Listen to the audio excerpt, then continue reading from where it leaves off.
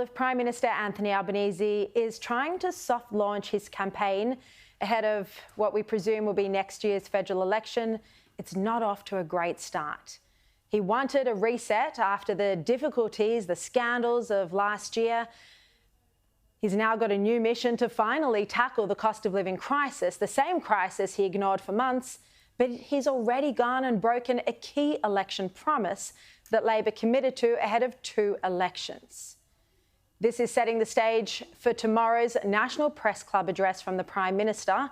He was already grilled by press gallery journalists today about his broken promise. Well, to discuss all of this, I'm joined by National Senate Leader Bridget McKenzie and Executive Director of Menzies Research Centre, David Hughes.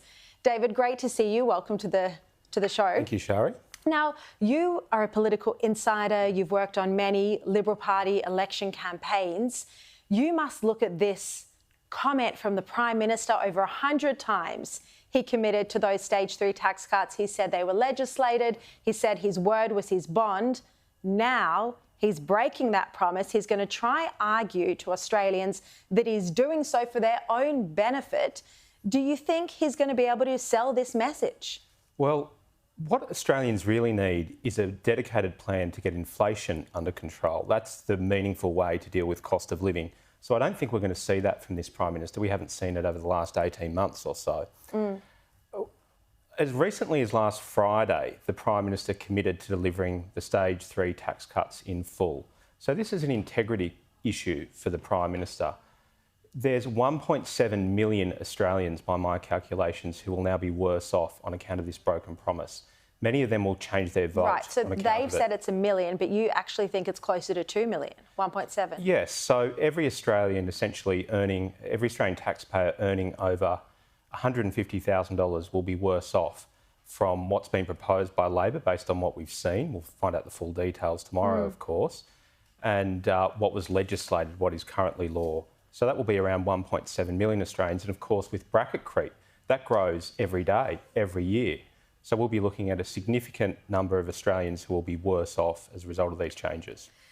Look, it's the low and middle income earners that Labor's trying to help here with the cost of living relief. They will get some additional benefit, even though they have already had stage 1 and stage 2 tax cuts.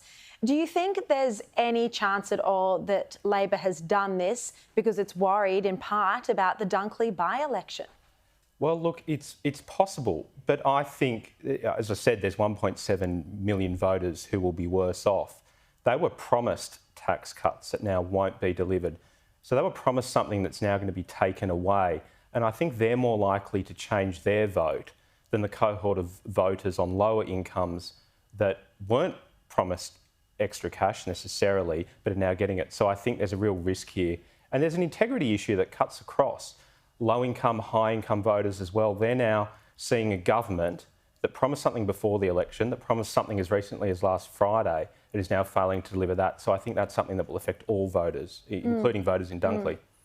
How do you think Peter Dutton's going in terms of his ability to claw back some of the seats? I mean, the Liberals are 22 seats behind. They need to make up 22 seats.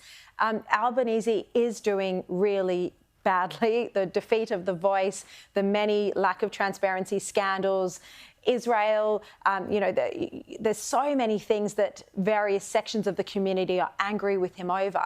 But 22 seats, that does seem too big of an ask for Dutton to make up just in one term. It's a big task, Sharri. It reminds me, and you were around as a working journalist in his time, Kevin Rudd. Now, voters started to turn on Kevin Rudd because of some significant broken promises. And that's what we're seeing now. So it really does cut through. It's a big task, as you said, and we'll have an election potentially in the next 12 months. I think Peter Dutton is doing well. Of course, I would say that I did used to work for him. I think he's doing very well, but there's still a long way to go. All right, let's bring in National Senate Leader Bridget McKenzie now. Bridget, Labor MPs have all been called back to Canberra at a cost of potentially $500,000. We're seeing different estimates for a caucus meeting this afternoon. The caucus meeting was probably unnecessary because this amendment to stage 3 had already passed through Cabinet.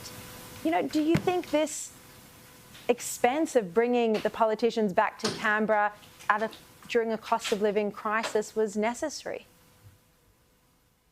Well, it's just not a good look, is it, Sharri, when people are trying to balance their own household budgets past a very expensive Christmas on the top of record mortgage increases over the last 12 months. And I think Australians are absolutely sick to death of Prime Ministers who say one thing before the election and do another thing after. And that's exactly what Anthony Albanese has done. He has completely disrespected the pact between him as Prime Minister and the Australian people with breaching this promise. And, you know, as David was saying, these tax cuts, this is the third stage of a tranche of tax cuts which really were focused on lower middle income earners but sought to deal with that structural issue in our taxation system which really impacts and affects people over the long term, over the decade. These were never designed and carefully calibrated to solve an inflation issue of the government's making in 2024. They were very much designed to be fair tax system for all working Australians over the coming decade, and that is being breached by the Prime Minister and Cabinet's decision today. Yeah, and several economists have said that, you know, having some tax relief, particularly in the high income bracket, is not inflationary.